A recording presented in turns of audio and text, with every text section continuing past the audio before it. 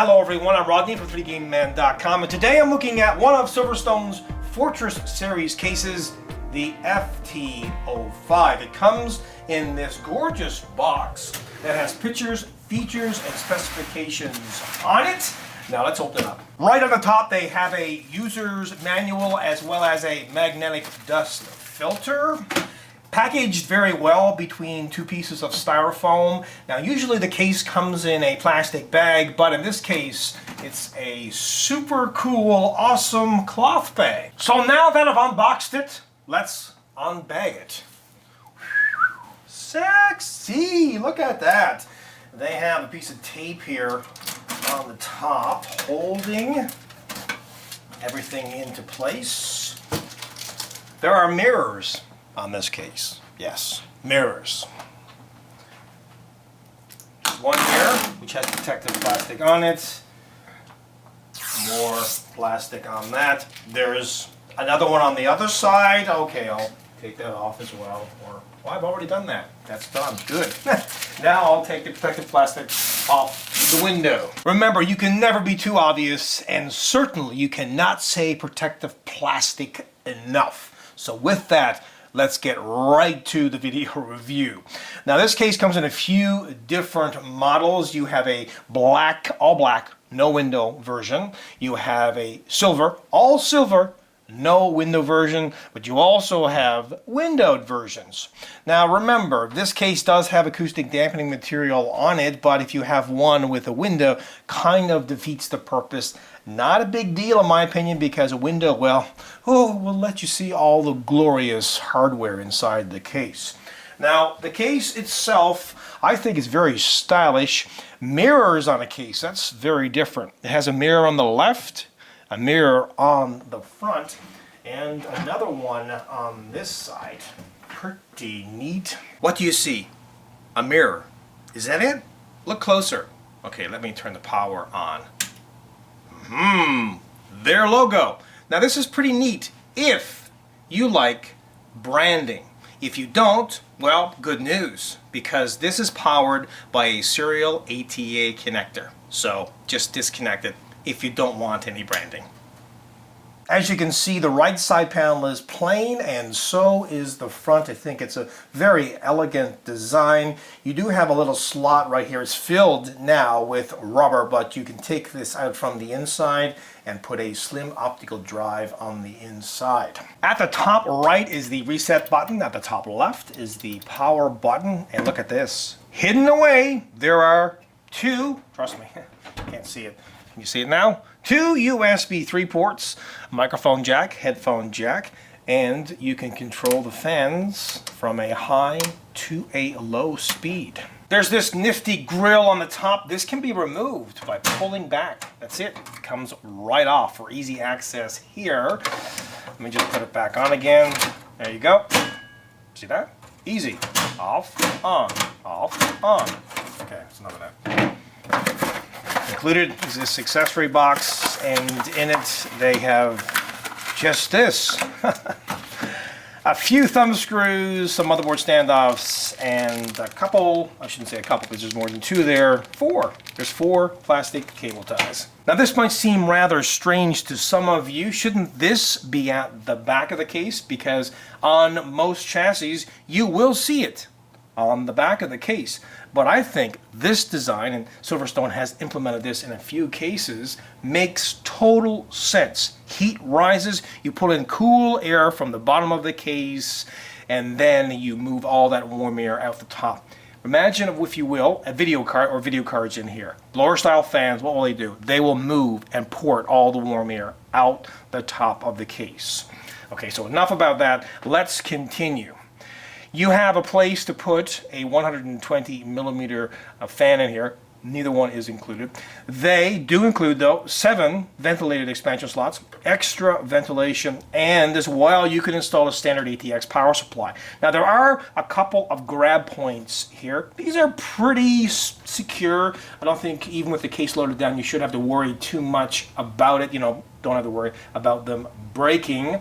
But remember, you'll need to put this on the top, the grill first, so you'll need to take this off if you want to kind of lug the case around a little bit. Okay, right now you're at the back of the case. I know it can be very confusing because of the overall design on the case, but you have some ventilation here, and that's for the power supply's intake fan. Remember, this included magnetic dust filter. Well, you just put it on the inside like so. Now let's remove the side panels. It's super cool how they come off. There's a release at the top, but first, of course, you will need to take off the top cover, like so. I'm going to do that again.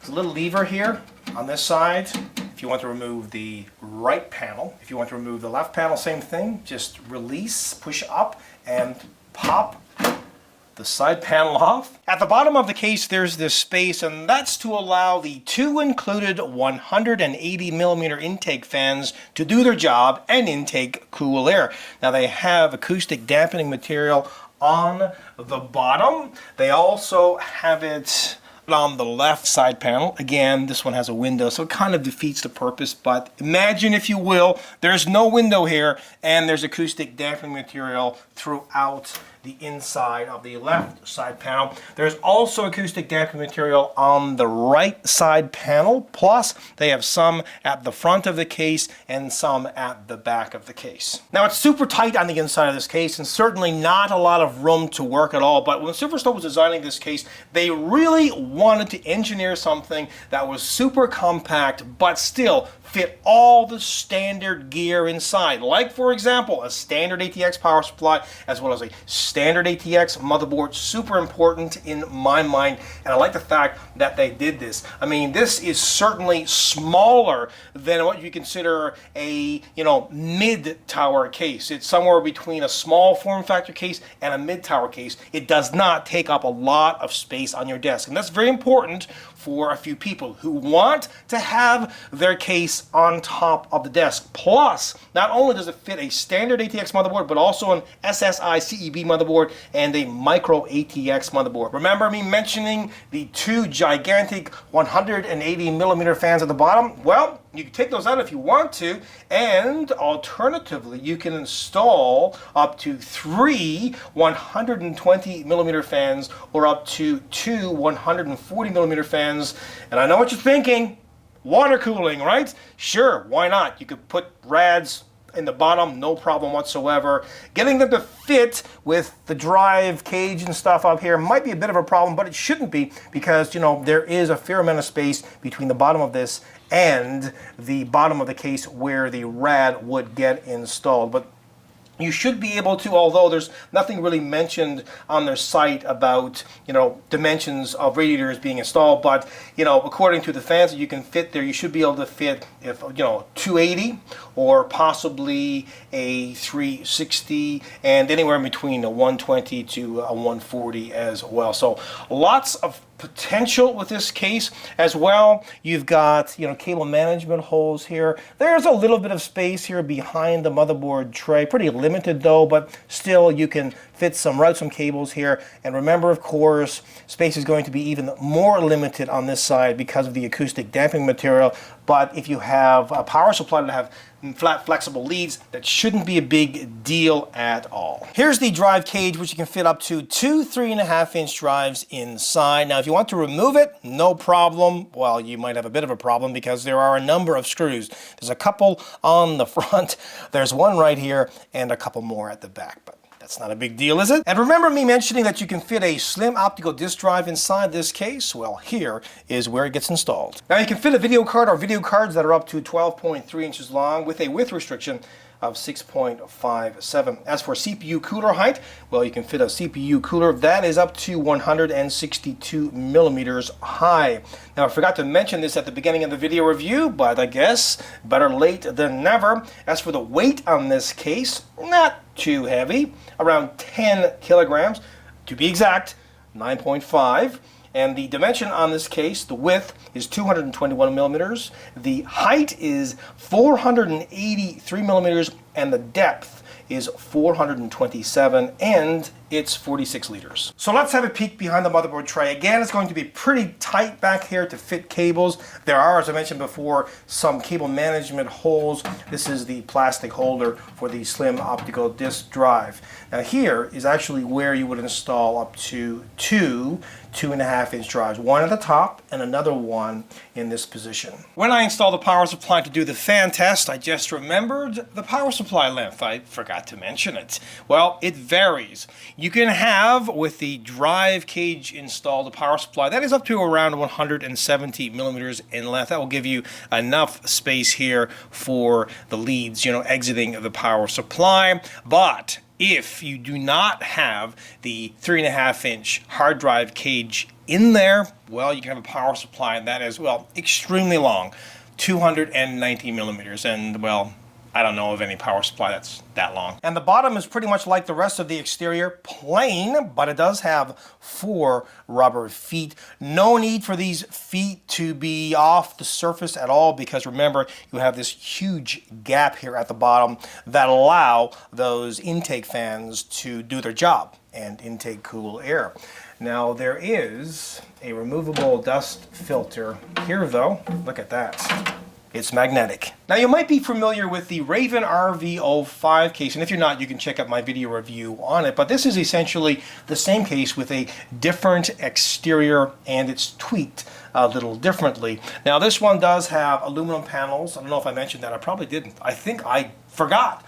Well, it does on the front, and another aluminum panel on the back. I think the overall styling on this is beautiful. Different, certainly, than the RV05, but same panels. They come off the same way, they go on the same way, super easy. Top panel slides off. Everything about the case is made to be pretty darn simple. Now, one thing that's not going to be really simple is trying to route and tuck away all the cables, because it is a compact case. I liked the RV05 so much that I actually built a computer system around it. And one of the reasons why I did so is, in this particular situation, I didn't have a lot of space on the desk that I'm using that computer system on, and I wanted, I didn't want a case that took up the whole desk. I wanted something that was really going to be compact. And this is one of the most compact cases that you can fit all the standard gear inside. I mean, standard ATX power supplies, standard and larger ATX motherboards, plus lots of fan options with this case. You can fit up to 2 3.5-inch drives. They could be your storage, and for speed you could have a couple or 1 2.5-inch drives. But just a fabulous case. It's so good to see innovation in the case market, and I think what they've done here is create a case that looks stunning. It is functional and unique. Overall, I love the case, so I'm going to give it a 100% kick-ass product award. Until the next time, guys, take care.